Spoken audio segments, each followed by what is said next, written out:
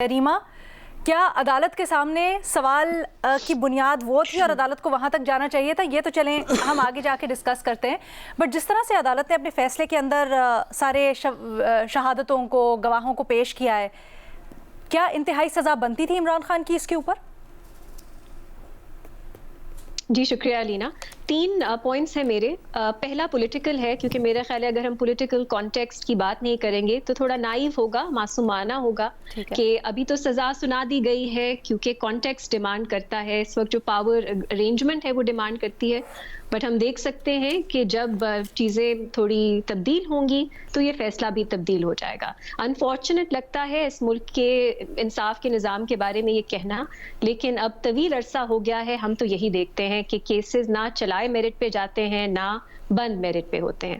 How ever کچھ لوگ ہیں جو صرف اس حد تک اپنے انالیسس کو یا ریسٹرکٹ کرتے ہیں.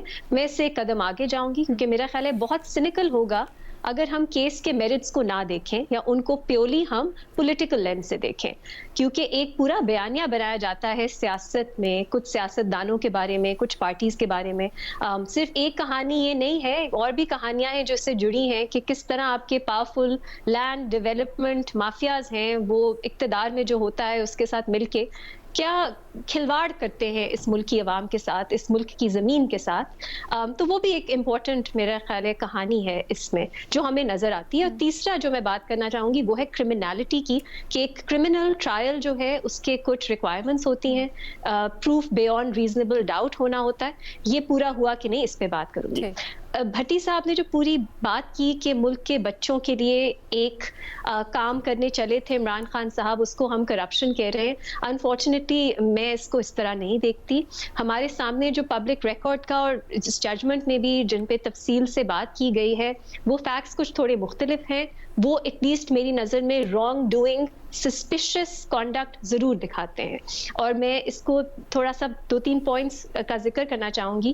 پہلا یہ ہے کہ یہ کہنا کہ پاکستان کو کوئی نقصان نہیں ہوا کیونکہ پیسہ تو پاکستان میں ہی آیا، یہ بہت ایک غلط نیریٹو ہے جو کچھ لوگوں کی طرف سے پھیلایا جا رہا ہے.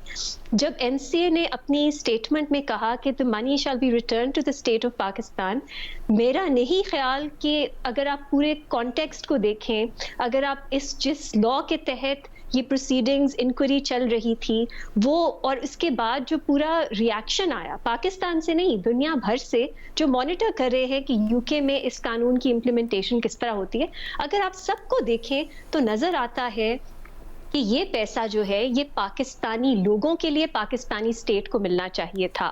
اس میں گورنمنٹ آف پاکستان انوالوڈ ہوئی کیونکہ این سی اے جو آؤٹ آف کورٹ سیٹلمنٹ کرتی ہے وہ گورنمنٹ کے انوالومنٹ کے بغیر نہیں کر سکتی. اور گورنمنٹ نے میری نظر میں جو پراپرٹی ٹائکون ہے صاحب ان کو فیسیلیٹیٹ کیا ایک طرح سے کہ جو ان کی لائبلٹی بنتی تھی وہ آف سیٹ، جو یہاں پہ ایک سپریم کورٹ میں آلریڈی ایک اکاؤنٹ تھا جو ان کی اگین ایک بہت ہی ڈوبیس طرح سے جو ملی ڈیولپمنٹ اتھارٹی اور اس معاملے میں انہوں نے پیسہ دینا تھا 460 بلین روپیز، اس کو سیٹل کرنے کے لیے وہ استعمال کر لیں. تو یہ ایک بہت میرے لیے ایک کلیئر رانگ ڈوئنگ کا اس میں ایک شامل ہے رانگ ڈوئنگ، کیونکہ آپ نے فیسیلیٹیشن تو کی. اگر حکومت اس کا ڈیل کا حصہ نہ بنتی، اگری نہ کرتی کہ ایک پرائیویٹ کانفیڈینشیل سیٹلمنٹ کا وہ حصہ بنے گی اور وہ فیسیلیٹیٹ کرے گی تو شاید سچویشن مختلف ہوتی. اب وہ کہا جا رہا ہے کہ انہوں نے تو فیور کی ورنہ یہ پیسہ برطانیہ میں ہی پھنسا رہتا، یہ تو پاکستان واپس آیا ہے. میں اس پیسے کو یہ نہیں سمجھتی کہ یہ پاکستان واپس آیا ہے، کیونکہ انٹینشن یہ تھی کہ ایک لائبلٹی ایک اور کیس میں جو چل رہی تھی اس کو پورا کرنے کے لیے، یا اس ایک وہ زیادہ رقم تھی اس کو پورا کرنے کے لیے ایک حصہ بنے گے. یہ رانگ ڈوئنگ ہے. دوسری طرف اس پورے 2018-19 میں ہم دیکھتے ہیں القادر ٹرسٹ کی زمین کس طرح ٹرسٹ بنتا ہے، کس طرح وہاں پہ اس کو بعد میں ڈونیشنز ملتی ہیں اس کو، جبکہ وہاں زیادہ لوگ اس طرح پڑھ نہیں رہے. سمجھ نہیں آتی کہ یہ کس طرح مینیج ہو رہا ہے پورا، وہ ایک الگ سسپیشس معاملہ ہے.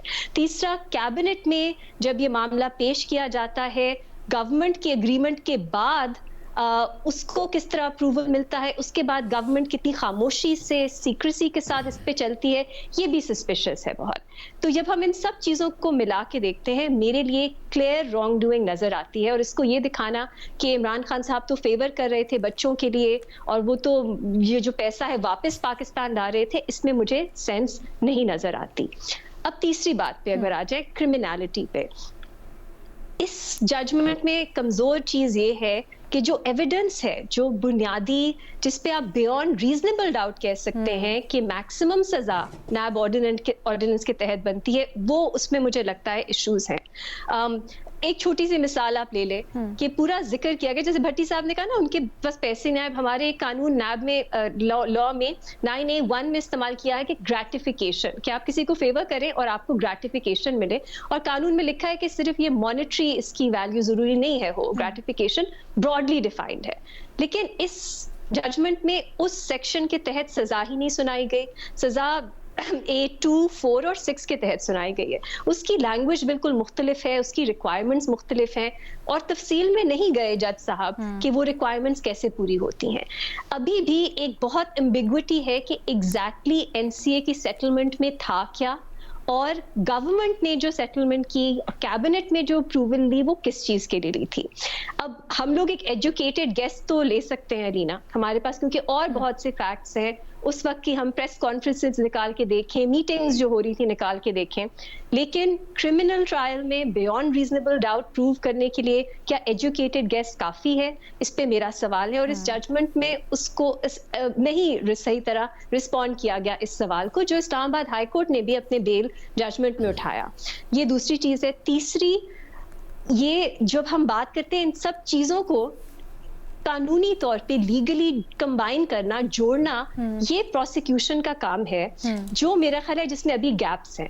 آپ ایک اوور آل تو آپ کو سینس نظر آتی ہے کہ یہ ٹائم لائن ہے, یہ ڈیسیجنز دیے گئے, لیکن قانونی طور پہ جو ریکوائرمنٹس ہیں نیب سیکشن 9 کی, نیب آرڈیننس کے, میرا خیال ہے اس میں کچھ کمی ہے. تو اپیل جب ہوگی, میرا خیال ہے سالڈ گراؤنڈز ہیں کہ ان کی بیسس پہ یہ جو فیصلہ ہے یہ تبدیل ہو.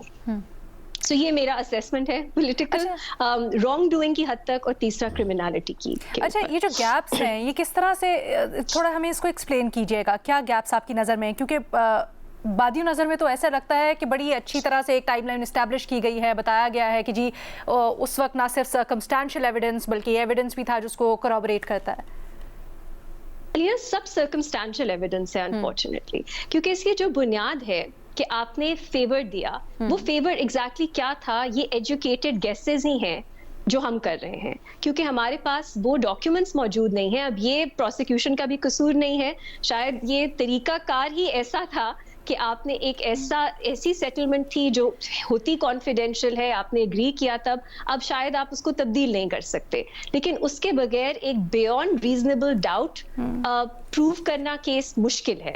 یہ پہلی بات. دوسری, جو قانون کی ریکوائرمنٹس ہیں, جیسے یہاں ہے گریٹیفیکیشن, جیسے میں نے آپ کو ایکسپلین کیا, وہ تو آپ نے پروویژن استعمال ہی نہیں کی اپنی کنوکشن میں. 9A1 تو کی ہی نہیں, جبکہ اسلام آباد ہائی کورٹ میں بھی 9A1 پہ بات ہوئی, لیکن کنوکشن اس پہ نہیں ہے. جو باقی ہیں 2, 4, 6, اس کی کیا ریکوائرمنٹس ہیں وہ ڈیٹیل میں اس پہ الیبوریٹ نہیں کیا گیا کہ وہ کیسے فلفل ہوتی ہیں. تیسرا لینا, 14 سال میکسیمم سزا ہے اس قانون کے تحت, وہ کس طرح بنتی ہے؟ صرف ایک لائن میں کہہ دیا گیا کہ کوئی میٹیگیٹنگ سرکمسٹانس نہیں ہے, وہ بھی میرے لیے تسلی بخش نہیں ہے.